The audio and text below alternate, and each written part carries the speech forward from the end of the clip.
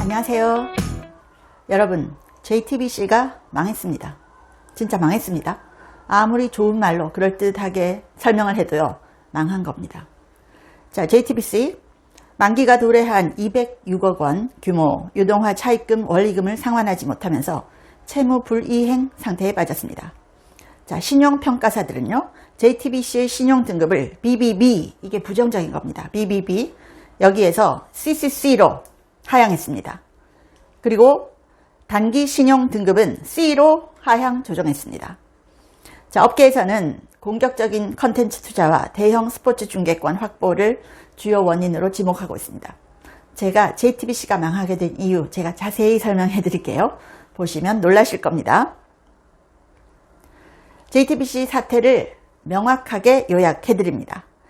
한마디로 하면요, 무너질 기업이 무너진 것뿐입니다. 무너질 기업이 무너졌을 뿐이다. JTBC 터질 거라고 사람들이 많이 예측했는데요. 진짜 터졌습니다. 자, 요약하면요. 일단 경영진 무능입니다. 따서 갚으면 돼 마인드로 무리하게 일을 벌리다가 적자가 어마어마하게 쌓였습니다. 그걸 회사채 돌려막기로 연명하다가 결국 채무 불이행으로 데드엔드.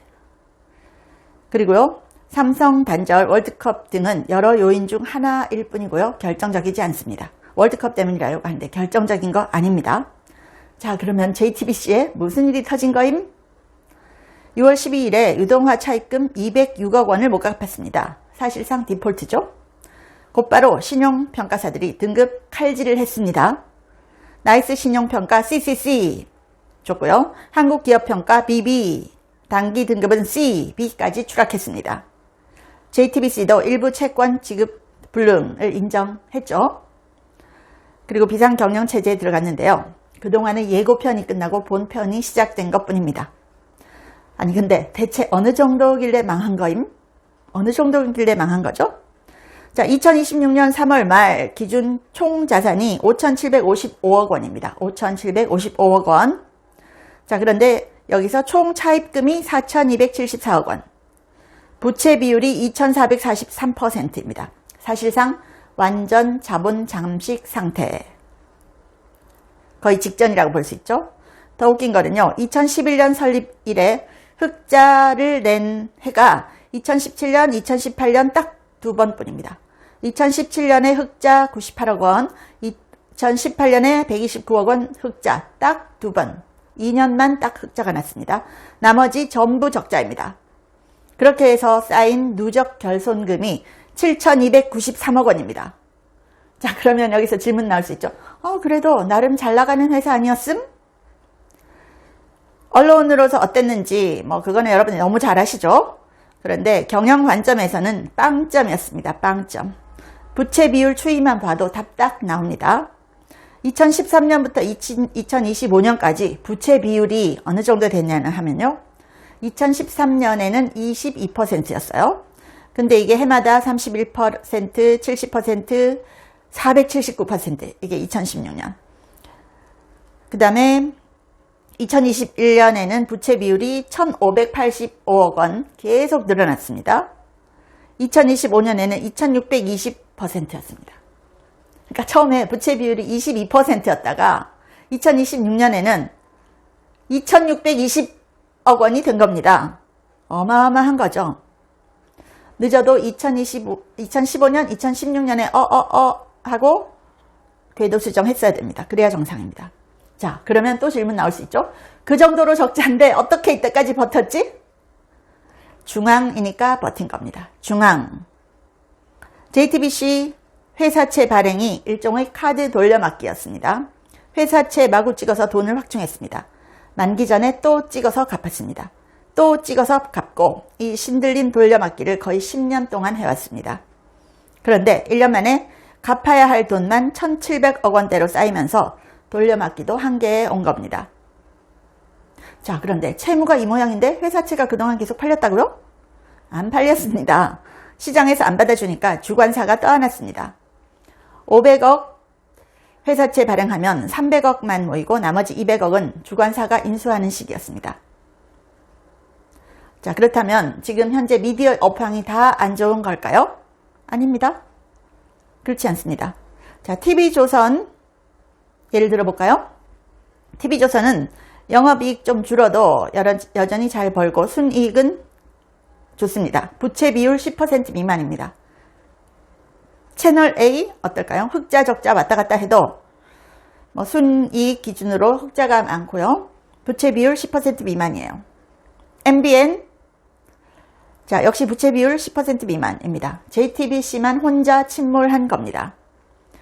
왜 유독 JTBC만 이랬을까요? 경영진 무능 플러스 견제 부족입니다. 회사가 어려우면 보통 허리띠 졸라매고 구조조정을 하죠. JTBC에는 위기에도 그런 게 없었습니다. 자, 월드컵 중계료 때문에 망한 거 아님? 뭐 이런 얘기 나오는데 뭐 그 이유도 되죠. 하지만 중계권료가 완전한 원인은 아니에요. 이미 망가진 상태에서 한 방에 역전을 노려보자 라고 질렀다가 무리한 결과로 이렇게 된 겁니다. 그러니까 무너져가는 성에다가 그 위에다가 월드컵 중계라는 걸 하나 팍 얹은 겁니다. 후반 막판이고 어차피 지면 끝인 팀이 골키퍼까지 상대 골문 앞으로 보내는 것과 똑같은 상황이 이번 월드컵이었습니다. 어차피 이대로면 죽으니까 뭐라도 질러본 겁니다. 자, 삼성이랑 갈라서서 망한 거 아닌가? 자, 선후관계가 좀 반대입니다. 삼성 광고 끊긴 거는 2017년부터입니다. JTBC의 삼성 광고 끊긴 게 2017년입니다. 2017년 기자협회보 기준 삼성 광고가 연 100억 원 안팎이었습니다. 근데 JTBC는 매년 100억 원씩 더 꽂힌다고 살아날 체급이 아니었습니다. 이미 아니었습니다. 자, 숫자상 회사가 무너지기 시작한 건 2015년쯤입니다. 이대로는 가망 없다. 판단이 먼저 서고 그 다음에 삼성 저격이 나온 순서로 보입니다. 자, 그러면 4억을 팔면 살아나는 거 아닌가? 안 됩니다. 부채 비율이 2000%가 넘는다는 것은 부동산 같은 자산까지 다 끌어모은 상태에서 나온 숫자입니다. 게다가 지금 매물로 나온 거는 중앙일보 빌딩, JTBC 빌딩, 일산 스튜디오를 묶은 그룹 차원의 세일 앤 리스백. 이게 뭐냐면 팔고 다시 빌려 쓰는 방식입니다. 그래서 이거는 온전히 JTBC를 살리는 돈도 아니고요. JTBC 혼자 목도 아닙니다. 급한 불 끄기가 회생카드는 안 된다는 거죠. 자, 그러면 JTBC 망하면 중앙일보는 괜찮은가?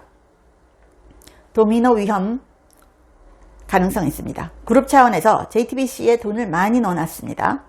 중앙일보도 지금 부채 비율 300% 넘고요. 지주사 중앙홀딩스는 500% 넘습니다. 예전에 그 롯데건설 무너지면 롯데그룹 다 흔들린다는 구도랑 비슷합니다. 자, 그러면 이번에 월드컵 성적 좋으면 살아날 수 있을까요? 못 살아납니다. 광고비는 어차피 사전에 조율되는 거라서 시청률 성적 따라서 보너스는 붙어도 회생할 체급은 안 됩니다. 극단적으로 한국이 우승해도 월드컵 우승해도 회생 불가입니다. 다만 우승하면 JTBC가 쥔 미래중계권 가치가 재조명돼서 회생이든 매각이든 협상 카드로는 유리해질 수 있습니다. 자, JTBC에 중국 자본 들어왔다. 이거 어떻게 됐나 보면요. 텐센트 자본 들어왔습니다.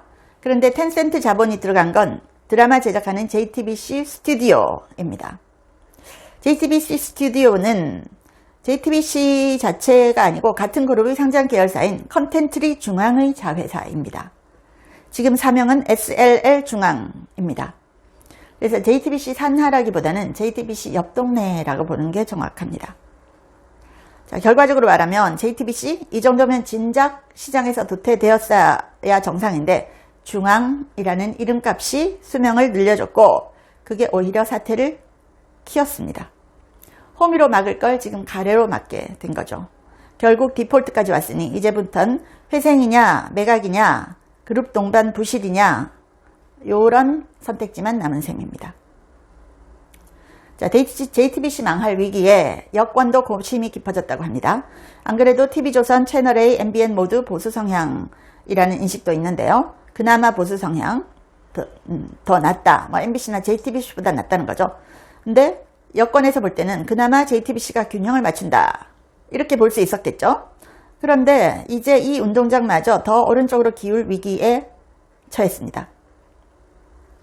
여러분, 이거 세금으로 절대 JTBC 살리면 안 됩니다. 안 돼요. 우리 세금은 그런 데 쓰라고 있는 게 아닙니다. JTBC 이미 법인카드 정지 통보됐습니다. 올해 성과급 우산, 회사 망하게 생겼는데 퇴사 고민하던 일부 기자들은 사표 제출했고요.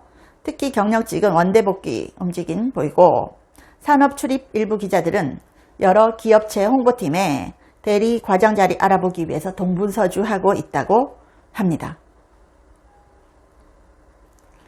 자, 그런데 그동안 증권사들은요, 회생 신청 들어간 컨텐츠의 중앙에 대해서도 증권사들이 한 달 동안 매수 의견 일색이었다라고 합니다. 아니, 이렇게 망할 수 있는 회사에다 컨텐츠의 중앙에 대한 투자 분석 보고서 보면 IBK 투자, 메리츠, 대신증권 등이 투자 의견으로 모두 매수를 제시했다고 합니다. 와, 매수를 제시했대요. 이거 보고 이 주식 매수하신 분들, 와, 정말 피를 토할 것 같은데요. JTBC 15년 컨텐츠 경쟁을 했는데 이게 제대로 안 됐죠. JTBC에서 유명한 드라마 많죠? 여러분 기억나시죠? 스카이캐슬, 부부의 세계, 재벌집 막내 아들. 자, 처음 시작은 빠담빠담이었죠. 정우성, 한지민 주연 드라마 빠담빠담이었습니다. JTBC는 드라마, 예능, 보도 부문에 꾸준히 자금을 투입했습니다. 근데 개국 4년 만에 회사채를 발행했죠. 자, 그런데 요즘은 어떻습니까? 컨텐츠 시장이 넷플릭스 등 글로벌 온라인 동영상 서비스 OTT 중심으로 재편됐습니다. 제작비는 가파르게 상승했습니다. 흥행작 하나를 만들기 위해서 수백억 원을 투입하는 구조가 일반화됐습니다. 방송사들은 컨텐츠 경쟁력 유지를 위해서 투자를 멈출 수 없었다 라는 거고요. 자, 이런 상황에서 개국 15년 만에 JTBC가 기업 회생 절차를 신청을 한 겁니다. JTBC 한 곳의 문제가 아닙니다. 지주사 중앙홀딩스를 비롯해서 컨텐츠리 중앙, 메가박스 중앙, 중앙 P&I 등 중앙그룹 핵심 계열사 5곳 동시에 회생 절차 개시를 신청했습니다. 자, 이래서요. 그룹 전체 차입 규모가 2조 8천억 원이랍니다. 2조 8천억 원. 은행권 대출은 상당 부분 담보가 설정되어 있습니다. 이런 상황인데요. 자, JTBC 206억 원을 못 갚아가지고 이런 지경에 왔습니다. 그래서 제가 이 상황이 어떻게 돌아가고 있는지 자세히 설명을 해드렸습니다. 시청해 주셔서 감사합니다. 제 채널에 광고를 하고 싶다고 컨택 온 회사들이 한 150개가 넘었습니다. 미국 회사들도 많았는데요. 제가 전혀 광고를 하지 않았습니다. 근데 제가 유일하게 여러분께 광고하고 알려드리고 싶은 제품이 원더프테로신인데 제가 1년째 매일 먹고 있습니다. 제가 관절이 안 좋아서 5,000보만 걸어도 무릎이 아팠거든요. 그런데 이걸 꾸준히 먹고 2만 보를 걸어도 전혀 무릎이 아프지 않아요. 너무 신기해서 전 세계에 알리고 싶어서 광고를 합니다. 관절 향상에도 좋고 노화로 인한 인지력 저하를 개선하는데요. 두뇌 건강과 관절을 한꺼번에 케어하는 효과가 있습니다. 고대 의대 연구진이 만들었고요. 학술지 저널 오브 알츠하이머스 디지즈에도 소개가 됐고 4개 이상 저널에 소개가 됐고 특허도 20개 이상 갖고 있습니다. 한국 제품을 전 세계에 알리고 싶어서 제가 이 채널에 유일하게 하나만 광고를 합니다. 감사합니다.